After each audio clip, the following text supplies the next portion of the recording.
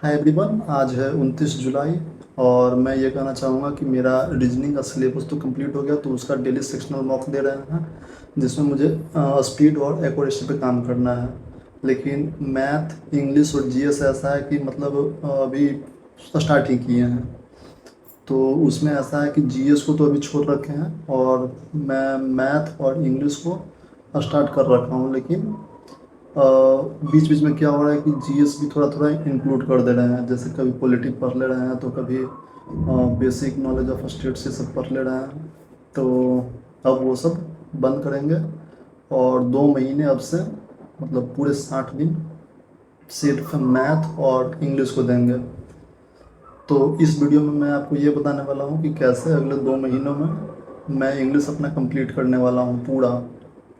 तो आइए मैं दिखाता हूँ आपको कैसे मैं इंग्लिश कंप्लीट करूँगा। तो दोस्तों, सबसे पहले बात कर लेते हैं इंग्लिश का। तो इंग्लिश में 3 टॉपिक मेन होता है: ग्रामर, वोकैब और रीडिंग कॉम्प्रिहेंशन। रीडिंग कॉम्प्रिहेंशन में भी पैसेज, क्लोज टेस्ट और सेंटेंस अरेंजमेंट आता है।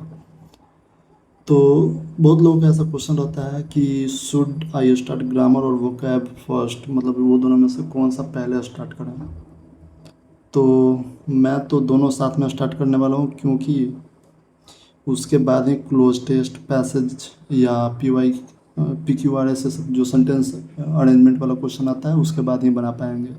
तो 2 महीने में ऐसा तो दे नहीं सकते कि 1 महीने ग्रामर को दें, फिर 1 महीने वर्ड वोकैब को दें और उसके बाद फिर पैसेज ये सब पे आएँ। तो इसीलिए मैं क्या करूँगा कि डेली ग्रामर और वोकैब साथ में करूँगा, जो कि सुबह मॉर्निंग में ही पहले वोकैब कर लूँगा, उसके बाद फिर ग्रामर पढ़ लूँगा। तो ये वोकैब और ग्रामर दोनों मैं साथ में करने वाला हूँ। और अगर आप लोग भी इंग्लिश शुरू करना चाहते हैं तो मेरा रिकमेंडेशन यही रहेगा कि दोनों साथ में ही किया जाए। मेरे पास भी टाइम है, ऐसा नहीं है कि मेरे पास टाइम नहीं है। अगले साल के लिए टारगेट कर रहा हूँ, 2027 सीजीएल के लिए टारगेट कर रहा हूँ। लेकिन फिर भी जितना जल्दी सब ये सब कंप्लीट करेंगे उसके बाद ही रिवीजन का टाइम मिलेगा। सिर्फ पढ़ने पढ़ने से नहीं ना होगा, रिवीजन करना बहुत ज़्यादा ज़रूरी है। तो इसलिए ग्रामर वोकैब दोनों साथ में करेंगे, उसके बाद फिर क्लोज टेस्ट, पैसेज सब करेंगे। तो फिर बहुत लोगों का क्वेश्चन ये रहता है कि ग्रामर कैसे स्टार्ट करें, हाउ टू स्टार्ट ग्रामर। तो उसमें पहले ये बता देता हूँ कि मैं तो अमन सर का क्लास करता हूँ, जो कि सिलेक्शन वे ऐप पे मैं कोर्स परचेज किया हूँ। तो मैं उसी से करूँगा ग्रामर। और अगर आप लोग कोर्स नहीं परचेज करना चाहते हैं तो अमन सर का भी ग्रामर का पूरा वीडियो यूट्यूब पे फ्री है। और एक रानी मैम है, उनका भी ग्रामर का बहुत अच्छा मतलब कोर्स बना हुआ है, यूट्यूब पे फ्री ही है। और अगर पूरा मान लेते हैं कि अगर नहीं करना चाहते हैं ग्रामर, तो रानी मैम का एक 60 रूल्स ऑफ ग्रामर ऐसे करके कुछ वीडियो बना हुआ है, वो भी मतलब बहुत लोग रिकमेंड किए हैं, जो कि आप लोग चाहें तो देख सकते हैं। तो सबसे पहले तो ग्रामर का सारा टॉपिक कवर करना है, मतलब स्टार्टिंग यानी कि पार्ट्स ऑफ स्पीच से लेके लास्ट तक जो भी है नरेशन, ये सब सारा कुछ कवर करना है। उसके बाद हर एक टॉपिक का आपको कम से कम 100 क्वेश्चन लगाना है। मैं भी लगाऊंगा। मैं सबसे पहले अमन सर का पूरा जो ग्रामर का जो भी टॉपिक है सारा कवर करूंगा। उसके बाद मतलब पूरा टॉपिक नहीं, जैसे कोई भी एक टॉपिक मान लेते हैं। सबसे पहले अमन सर प्रोनाउन पढ़ाते हैं, तो सबसे पहले प्रोनाउन का जितना भी नहीं मतलब 100 क्वेश्चन पारामाउंट ऐप पे क्वेश्चन आता है, तो उसी से मैं सॉल्व करने वाला हूँ। तो वही टॉपिक वाइज क्वेश्चन 100 क्वेश्चन करूँगा। उसके बाद लास्ट में जब पूरा टॉपिक ख़त्म हो जाएगा तो फिर मिक्स्ड एरर वाला क्वेश्चन करूँगा, जो कि PYQ सबसे बेस्ट रहेगा, जो कि अभी तक मैं परचेज नहीं किया हूँ, लेकिन बहुत लोगों ने रिकमेंड किया है कि किरण पब्लिकेशन का PYQ ज़्यादा सही रहता है। तो जैसे ही ये मेरा ख़त्म होगा वैसे ही किरण पब्लिकेशन का मैं PYQ ले लूँगा और उसी से मिक्स्ड एरर वाला क्वेश्चन सॉल्व करूँगा। तो ये हो गया कि कैसे ग्रामर स्टार्ट करना है। उसके बाद हो जाता है कि ग्रामर के रूल जैसे पढ़े हैं फिर भूल जाते हैं, उसको कैसे याद रखें। तो उसके लिए सबसे पहले तो मैं बता दूं कि जो भी आप टॉपिक पढ़ें तो उसका आप लोग नोट्स बना लें। लेकिन मैं नोट्स नहीं बनाऊंगा क्योंकि मैं अमन सर का बुक परचेज कर लिया हूँ, वो भी एक मतलब अच्छे नोट्स की तरह है। उसमें बस यही है कि आप जो भी क्वेश्चन पढ़ रहे हैं तो उसमें अगर कुछ डाउट हुआ तो वो आप अलग से लिख लीजिए, तो वो मतलब बहुत अच्छा नोट्स मुझे लग रहा है। उसका जो भी एक्सप्लेनेशन है सारा हिंदी में मतलब अच्छे तरीके से किया हुआ कि कौन सा चीज़ कहाँ पे क्यों आ रहा है। तो आप लोग चाहें तो वो भी ले सकते हैं, नहीं तो सबसे बढ़िया रहेगा कि आप लोग अपना नोट्स बनाइए अगर अच्छे से बना सकते हैं तो, जिससे कि आगे रिवीजन करने में आसानी हो। और जो भी टॉपिक मान लेते हैं कि अगर आज ख़त्म हुआ तो आज तो पूरा टॉपिक रिवाइज कर ही लीजिए, उसके बाद फिर एक सप्ताह बाद फिर से आप वही टॉपिक को उठाइए और पूरा रिवाइज कर लीजिए। और जैसे ही आगे 3-4 टॉपिक कंप्लीट हो गया तो कभी भी आप फ्री बैठे हैं तो कभी कोई टॉपिक उठा लीजिए, कभी कोई टॉपिक उठा लीजिए, उसको मतलब फ्रिक्वेंटली याद रिवाइज करते रहिए। और उसके बाद फिर जब मिक्स्ड रीडर प्रैक्टिस करने लगेगा तब तो आपको सारा रूल्स एक ही बार में याद करते रहना पड़ेगा, मतलब सारा दिमाग में आता रहेगा कि इस पे ये रूल लगेगा, इस पे ये रूल लगेगा, तो आपको लगभग सारा प्रैक्टिस होते रहेगा। तो फिर आपको ग्रामर वैसा रिवाइज करने का ज़रूरत नहीं पड़ेगा जब मिक्स्ड रीडर प्रैक्टिस करने लगेगा तब। वैसे मैं आपको बता दूं तो मेरे पास इंग्लिश का नीतू मैम का भी बुक है और अमन सर का भी बुक है, लेकिन मैं ज़्यादा अमन सर को प्रेफर करूँगा क्योंकि मतलब नीतू मैम से पढ़े हैं, लेकिन उनका जो बुक है वो बहुत लोगों ने रिकमेंड किया कि नीतू मैम का बुक बहुत बढ़िया है, लेकिन इसमें जो एक्सप्लेनेशन दिया हुआ है जैसे आप लोग यहाँ पे देख सकते हैं, यहाँ है Raj watched a short movie with Anjali. तो एक्सप्लेनेशन इसका देखिए, इस सेंटेंस में मूवी नाउन को क्वालिफाई करने के लिए शॉर्ट वर्ड आया है, इसीलिए ये एडजेक्टिव बनने का काम कर रहा है। मतलब इतना अच्छे से एक्सप्लेन किए हैं सर कि मतलब कोई भी जिसको इंग्लिश नहीं समझ में आता है एकदम मतलब हिंदी मीडियम से पढ़ा हुआ है वो भी बहुत अच्छे से समझ सकता है कि ये चीज़ क्यों यूज हो रहा है। तो इसीलिए मैं यही बुक से पढ़ूँगा और नोट्स वैसा अलग से नहीं बनाऊँगा, जो भी अगर इम्पोर्टेंट कुछ लिखना रहेगा तो इसी में थोड़ा बहुत लास्ट में जगह मतलब जैसे ही टॉपिक ख़त्म होता है आपको दिखा दूँ, देखिए ब्लैंक पेज फॉर स्टूडेंट दिया हुआ रहता है, इसी पे जो भी अगर एक्स्ट्रा नोट्स बनाना हो तो इसी पे कुछ अपना नोट्स बना लेंगे। और अगर आप लोग को भी परचेज करना है तो लिंक दे देंगे आपको डिस्क्रिप्शन में, दोनों बुक का ऐसे लिंक दे देंगे डिस्क्रिप्शन में, आप चाहें तो ले सकते हैं।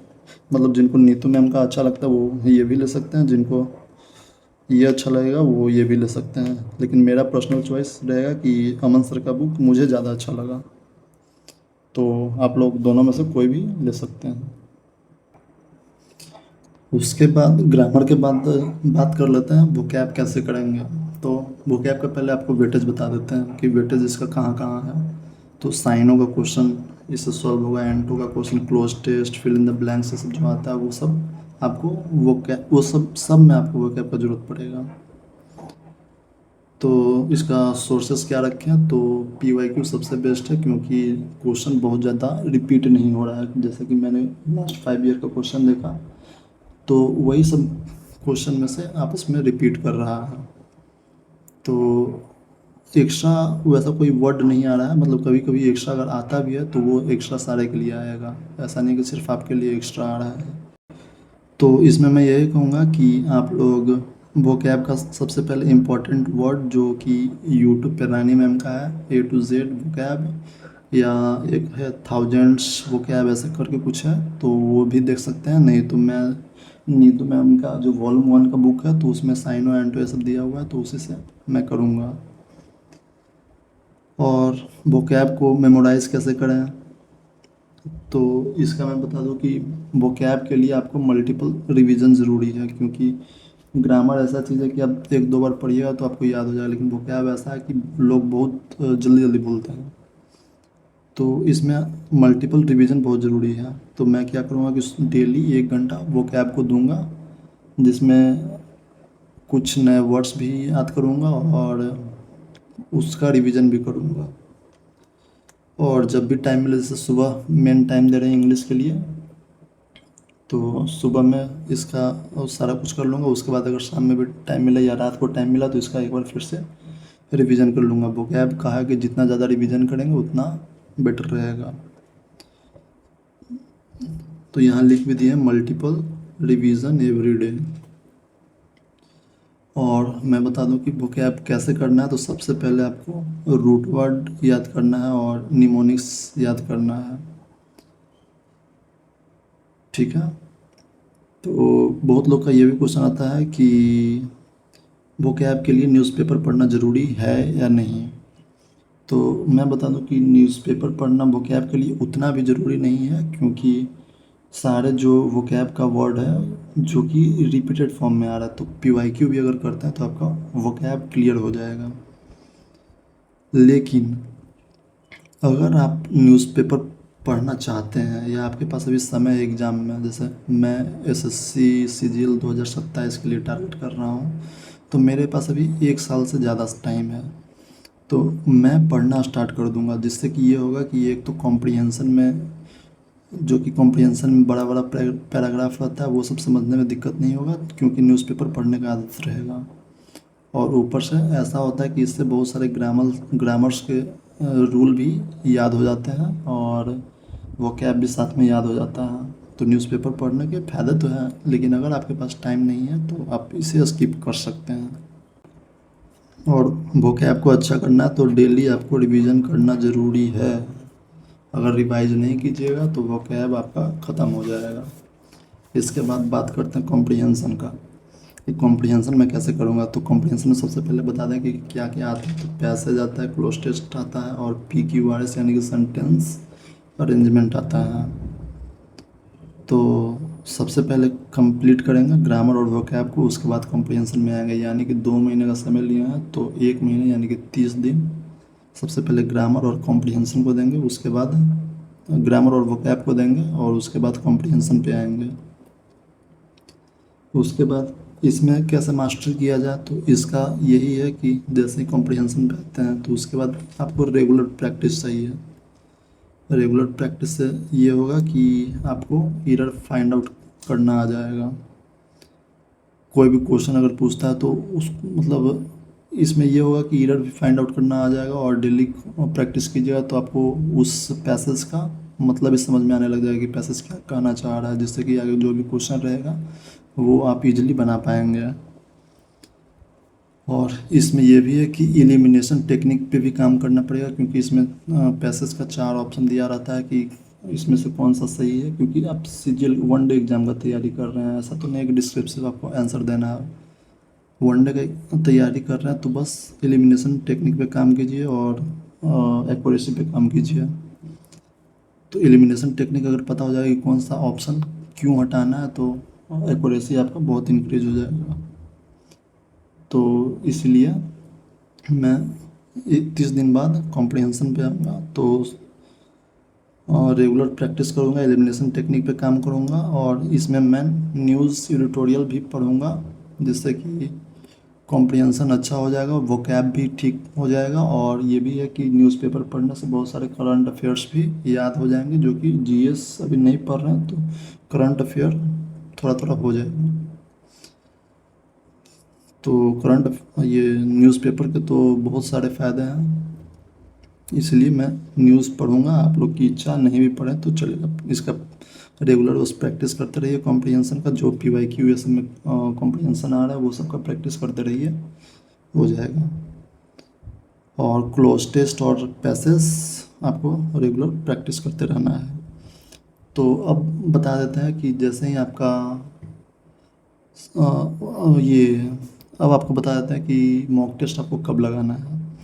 तो मॉक टेस्ट कब लगाना है, तो मॉक टेस्ट स्टार्ट कर देना है आपको जैसे ही 50% आपका सिलेबस कंप्लीट हो जाए तब। यानी कि जैसे ही 1 महीना हो जाए, आपको आपका वोकैब हो जाए, आपका ग्रामर रूल हो जाए, पूरा ग्रामर का पूरा टॉपिक कंप्लीट हो जाए, तो वैसे ही आपको मॉक टेस्ट लगाना स्टार्ट कर देना है। जिससे कि क्या होगा कि कॉम्प्रिहेंशन नहीं अच्छा रहेगा, मानते हैं, तो हो सकता है नंबर कम आएगा, लेकिन आपका जो अंदर का डर है कि खुद खुद का गलती आपको जो ना देखने का डर है वो सामने आएगा। कि आपका ये सामने आएगा कि आप कितना ला सकते हैं, आपको और क्या क्या पढ़ना है इसके लिए, जो कि अगर प्रैक्टिस करते रहिएगा, मॉक देते रहिएगा तो आपको एग्ज़ाम में बहुत बेनिफिट करेगा। एग्ज़ाम में अंदर से जो होता ना है कि आपको अभी बहुत सारा आता है लेकिन एग्ज़ाम में बैठे तो वहाँ सारा भूल गए, तो वो प्रैक्टिस पहले से रहेगा तो एग्ज़ाम में बहुत हेल्पफुल होगा। तो आपको 30 दिन बाद मॉक देना स्टार्ट कर देना है और उसके बाद मतलब डेली आप मॉक लगा सकते हैं। सेक्शनल मॉक इंग्लिश का आप डेली लगाइए और मॉक लगाने का मेन मोटिव ये रखिए कि उसको जहाँ भी गलत हो उसको एनालाइज करें। मॉक को आप एनालाइज कीजिए, तभी मॉक लगाने का फ़ायदा है, जिससे आपको पता चला कि हाँ यहाँ गलत कर रहा है तो यहाँ कैसे सही किया जाए, क्यों गलत हो रहा है, ये सब एनालाइज कीजिएगा तभी मॉक में नंबर इंक्रीज होंगे। तो ये था ये था मेरा पूरा कि कैसे इंग्लिश पढ़ना है अगले 2 महीनों में। तो मैं बता दूं कि अगले 60 दिन मैं इंग्लिश और मैथ सिर्फ पढ़ने वाला हूँ, जिसमें इंग्लिश को लगभग 4 से 5 घंटे देने वाला हूँ डेली के 4 से 5 घंटे, और 2 महीने में इंग्लिश मुझे कंप्लीट करना है, जो कि मतलब 60 डे अच्छा टाइम होता है इंग्लिश के लिए। तो उम्मीद यही करते हैं कि 2 महीने में कंप्लीट हो जाए। बाकी आप लोग चैनल में बने रहें और देखिए कि कितना कंप्लीट कर पाते हैं। और साथ ही बता दूं कि 2 महीने में इंग्लिश और मैथ ही सिर्फ पढ़ेंगे और साथ ही में रीजनिंग का बस सेक्शनल मॉक देंगे, उसको एनालाइज करेंगे और ज़्यादा कुछ नहीं करेंगे, मतलब जीएस का पार्ट छुएंगे भी नहीं एकदम 2 महीने के लिए। तो अगले वीडियो में ये बताऊंगा कि मैं मैथ कैसे पढ़ने वाला हूँ। तो अगर आप लोग भी मैथ का स्ट्रेटजी जानना चाहते हैं तो मुझे सब्सक्राइब कर लीजिए और नेक्स्ट वीडियो का वेट कीजिए थोड़ा सा। मैं कल परसों में मैथ का भी आपको स्ट्रेटजी बता दूंगा यूट्यूब पे। तब तक के लिए धन्यवाद।